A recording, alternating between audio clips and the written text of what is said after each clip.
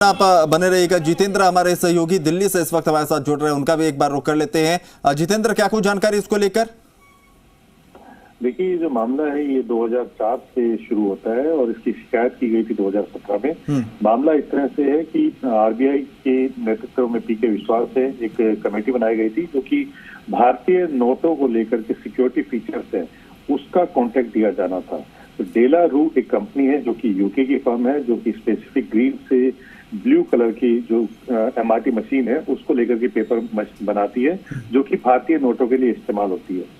इसमें जो कॉन्स्पिरेसी है वो ये है कि डेला रू ने जब ये कॉन्ट्रैक्ट साइन किया था भारत सरकार के साथ, तब ये क्लेम किया था कि उसके पास इसका पेटेंट राइट है और इसी के आधार पर डेला रू को सरकार ने ये कॉन्ट्रैक्ट दिया था जो भारतीय नोट छापने थे, जो पेपर थे। लेकिन इसमें किया ये गया डेला रू की तरफ से कि जब ये कॉन्ट्रैक्ट मिल गया 2004 में, उसके बाद और क्या आप मुद्रा लोन के लिए दर्जनों बैंक जाकर थक चुके हैं? आसानी से 10 लाख मुद्रा लोन कैसे प्राप्त करें सीखना है तो फ्रीडम ऐप को अभी डाउनलोड करें।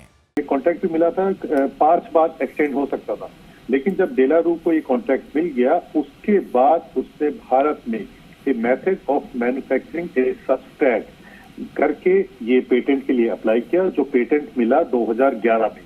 और उसमें पता लगा कि इसके बारे में पीके विश्वास जिनके हेडिंग जो हेड कर रहे थे इस पूरी कमेटी को, इन्होंने इसकी पूरी वेरिफिकेशन नहीं की थी। और उसके बाद इसमें बात ये है कि 2012 में ये कॉन्ट्रैक्ट खत्म हो चुका था डेला रू के, लेकिन बावजूद इसके अरविंद मायाराम ने जानकारी होने के बावजूद 2006-7 में ही अरविंद मायाराम को इस बात की जानकारी हो गई थी कि जो डेला रू कंपनी है इसके पास पेटेंट राइट नहीं है और 2011 में मिल रहे हैं। बावजूद इसके ये जानकारी अरविंद मायाराम ने फाइनेंस मिनिस्टर को नहीं दी, जबकि वो इस समय डिपार्टमेंट ऑफ इकोनॉमिक अफेयर के सेक्रेटरी थे। इसके बाद 2014 और 13 के अंदर जब कॉन्ट्रैक्ट खत्म हो गया था डेला रू का 12 में, तो उसके बाद इस कॉन्ट्रैक्ट को फिर से रेन्यू किया गया जबकि ये एक्सपायर हो गया था। और जबकि इसके लिए मिनिस्ट्री ऑफ होम अफेयर्स यानी गृह मंत्रालय से मंजूरी ली जानी होती है और फाइनेंस मिनिस्ट्री को भी बताना होता है, लेकिन बिना मंजूरी लिए हुए ये कॉन्ट्रैक्ट दे दिया गया और उसके बाद फिर से एक्सपायर्ड कॉन्ट्रैक्ट को रिन्यू किया गया अरविंद मायाराम की तरफ से। तो ये करप्शन का मामला था। और इसके बाद जो सीधे जो एलिगेशंस लगी हैं, अनिल राघबीर नाम का एक आदमी है जिसके जरिए जिसने डेला रू की तरफ से ये कॉन्ट्रैक्ट साइन किया गया था। आरोप ये भी है कि अनिल राघबीर को जो ओवरसी अकाउंट है, ऑफशोर जो एंटिटीज है, वहां पर करीब 8.5 करोड़ रुपए उसके खाते में भेजे गए हैं। यानी कहीं ना कहीं से इस पूरे मामले में करप्शन का मामला है और इसमें डेला रू कंपनी को फायदा पहुंचाने की कोशिश की गई है। मुख्य आरोपी इसमें अरविंद मायाराम है जो उस दौरान डिपार्टमेंट ऑफ इकोनॉमिक अफेयर्स के सेक्रेटरी थे। तो इन आरोपों के बाद जब इस पूरे मामले की जांच की गई थी 2017 में, जो ज्वाइंट सेक्रेटरी हैं, चीफ विजिलेंस ऑफिसर भी हैं राजकुमार, उन्होंने इस मामले की शिकायत सीबीआई को की, जिसके बाद सबसे पहले इसकी प्रीलिम इंक्वायरी की गई, यानी कि जांच की गई कि जो तथ्य है वो सही है या नहीं है। और उसके बाद 10 जनवरी को, यानी कि अब से कुछ दिन पहले, ये मामला जो है सीबीआई ने दर्ज किया है और आज छापेमारी की गई है। तो जितेंद्र, किसी एक ही ठिकाने पर अभी यहाँ पर टीम पहुंची हुई थी या कोई जानकारी है कि और भी किसी ठिकाने पर टीम पहुंची थी या टीम जाने वाली है? देखिए, जो सीबीआई अभी छापेमारी कर रही है वो दिल्ली और जयपुर में कर रही है। जयपुर में अरविंद मायाराम का जो घर है वहां पर छापेमारी की जा रही है और दिल्ली में जो जो उनसे कनेक्टेड लोग हो सकते हैं वहां पे छापेमारी की जा रही है। इसके अलावा जो अननोन ऑफिशियल्स हैं डेला रू के, क्योंकि 2004 में ये कॉन्ट्रैक्ट साइन किया गया था और 2013 तक ये कॉन्ट्रैक्ट रहा था, तो उसको लेकर के जो उससे कनेक्टेड लोग हैं उनके यहाँ छापेमारी की जा रही है। और अननोन ऑफिशियल्स हैं जो मिनिस्ट्री ऑफ फाइनेंस से जुड़े हुए हैं, आरबीआई से जुड़े हुए हैं, उनके यहाँ पर भी छापेमारी की जा रही है। लेकिन 2 ही जगहों पर ये छापेमारी चल रही है, दिल्ली और जयपुर। जितेंद्र, मायाराम की तरफ से या जो दूसरे लोगों से सीबीआई पूछताछ करी या वहां पर पहुंची है, मायाराम का कोई स्टैंड या उनके किसी सहयोगी जानकार, उनकी तरफ से कोई स्टैंड या कोई सफाई अभी तक सामने आई इस पूरे मामले को लेकर? देखिए, अभी क्योंकि सीबीआई सर्चित कर रही है, पूछताछ कर रही है, आज सवेरे उनकी टीम गई थी, नया मामला दर्ज किया गया है, उसको लेकर के जितने भी तथ्य जुटाने हैं उनको लेकर के पूछताछ की जा रही है। फिलहाल किसी भी आरोपी की तरफ से कोई बयान जारी नहीं किया गया, लेकिन निश्चित तौर पर आने वाले दिनों में जरूर अरविंद मायराम की तरफ से इस बारे में अपनी तरफ से सफाई पेश की जाएगी, जो अपनी तरफ से कुछ बयान देंगे। लेकिन फिलहाल किसी भी आरोपी की तरफ से इसमें कोई जवाब नहीं आया। जितेंद्र, एक आखिरी सवाल ये कि अब उनके आवास पर पहुंची थी टीम और कुछ जो है बॉक्सेस लेकर वहां से निकली है टीम, क्या माना जाए कि अभी इस तरह की कार्रवाइयां और देखने को मिलेंगी, या फिर पहले एक बार उनको तलब किया जाएगा, पूछताछ होगी और उसके बाद आके कुछ कार्रवाई होगी?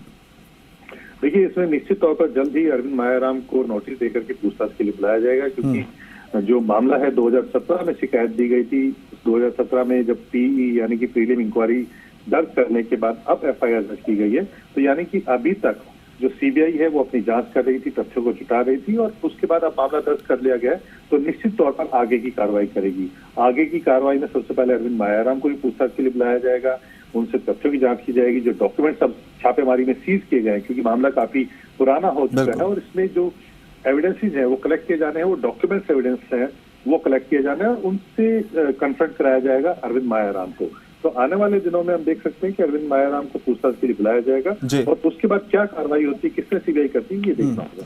चलिए, शुक्रिया जितेंद्र तमाम अपडेट हम तक पहुंचाने के लिए। चलिए, शशि मोहन हमारे सहयोगी लाइव बने हुए हमारे साथ। शशि मोहन, आप सुन रहे थे दिल्ली से जो अपडेट बताया गया, कार्रवाई वहां भी चल रही है। अब आपसे ये समझना चाहेंगे, मायाराम के इस आवास पर तो टीम पहुंच गई, कोई और भी ठिकाने हैं या फिर उनके जानकार, उनके सगे संबंधी, कांटेक्ट के किसी पर्सन जहां पर टीम के पहुंचने की कोई जानकारी या इससे पहले कहीं टीम पहुंची हो, उसको लेकर कोई जानकारी मिल पाई है?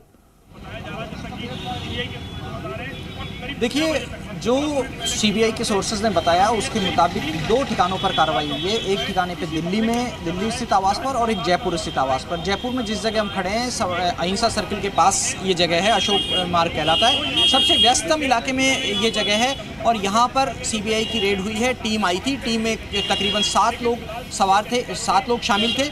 उन 7 लोगों ने लंबी कार्रवाई की है, 2 बॉक्स दस्तावेजों के जुटाए हैं, और जैसा कि सहयोगी जितेंद्र बता रहे थे, महत्वपूर्ण बात यह है कि जो सीबीआई की एफआईआर है उसमें एक शिकायत का जिक्र किया गया है जो उन्हें पिछले दिनों मिली। इस शिकायत में जो कोई राजकुमार की तरफ से मिली है, जो सीबीओ के अधिकारी बताए जा रहे हैं, सेंट्रल विजिलेंस टीम के ऑफिसर बताए जा रहे हैं।